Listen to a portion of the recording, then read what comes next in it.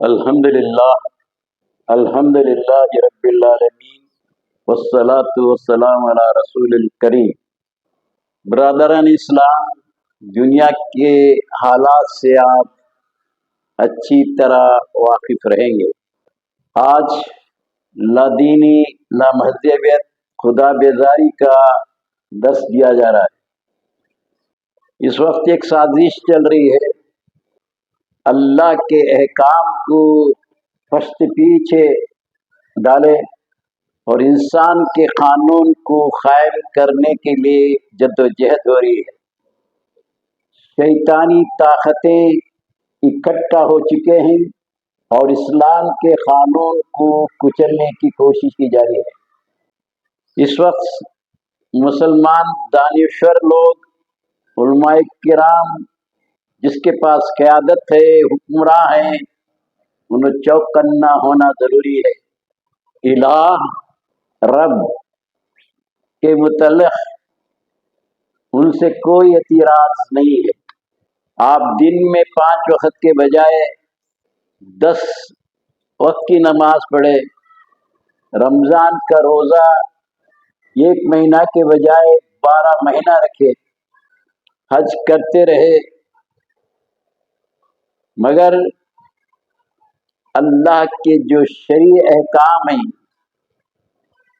Society لا، family لا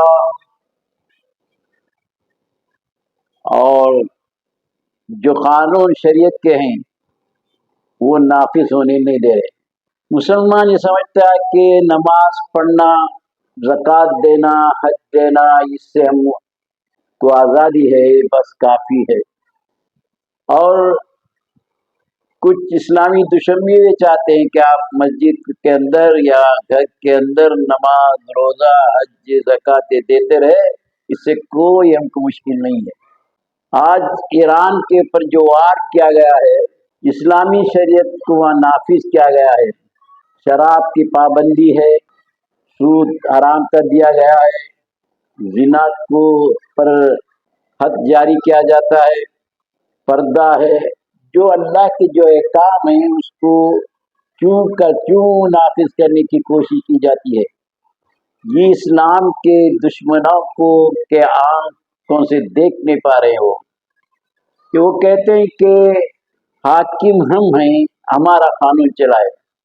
ایران والے کہتے ہیں کہ حاکموں کا حاکم اللہ ہے، وہ اللہ کے شریعت کے قانون کے باؤنڈری میں رہ کر ہم قانون چلائیں گے اور اللہ ہی کے قانون کو نافذ کریں۔ اب اس کی کشمکش ہے۔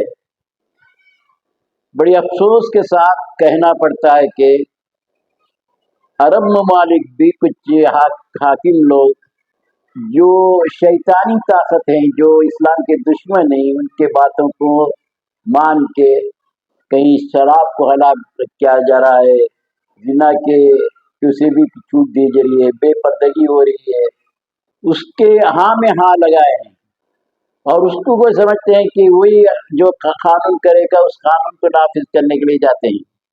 اور ایران سے جنگ اسی لیے یہ ہے کہ اللہ کے احکام کو، قانون کو چھوڑ دے اور ہمارے قانون کو دائے، چاہے حکومت جو بھی کرے، ان کو عبداللہ عبدالرزاق کرنے سے کوئی حرج نہیں ہے، بلکہ قانون جو اللہ کے قانون کو چھوڑ کر ہمارے قانون، ہمارے باتوں پر چلے۔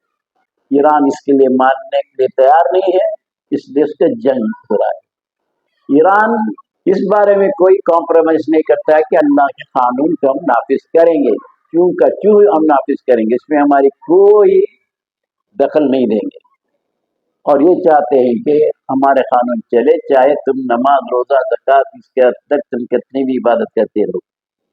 معزز فقہائے کرام، آپ سمجھدار ہیں، عقل مند ہیں۔ اللہ تبارک تعالیٰ کہتا ہے کہ عقل مندوں کے لیے ہمارے لیے ہدایت ہے یہ قرآن، اور اس پہ تدبر کرو۔ اور دونوں قرآن کو رکھ کر ایران کا موقف کیا ہے اور دوسرے عرب ممالک کا موقف کیا ہے، جانچ کرے، اس کے بعد آپ کسی کو سپورٹ کرتے تو آپ آزاد ہیں۔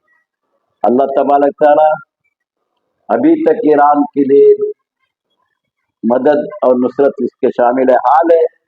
अल्लाह ताला करे कि हक जीत जाए। उनके अंदर जो कोताहियां हैं, उनका कोताहियों को भी इस्लाह करना है। इसका मतलब नहीं कि आप कार के मुशरिक का फतवा देते रहे, कुफ्र का फतवा दे दे, और ये चाहते हैं कि वो ऐसा कर कर हमारे से फूट हो जाए, हमारे नाइत्तेफाकी पैदा हो जाए। इसलिए मेरी गुजारिश है आपसे कि हम इत्तिहाद की बात करें, और जिसके अंदर कोताही उसकी इस्लाह करने की कोशिश करें।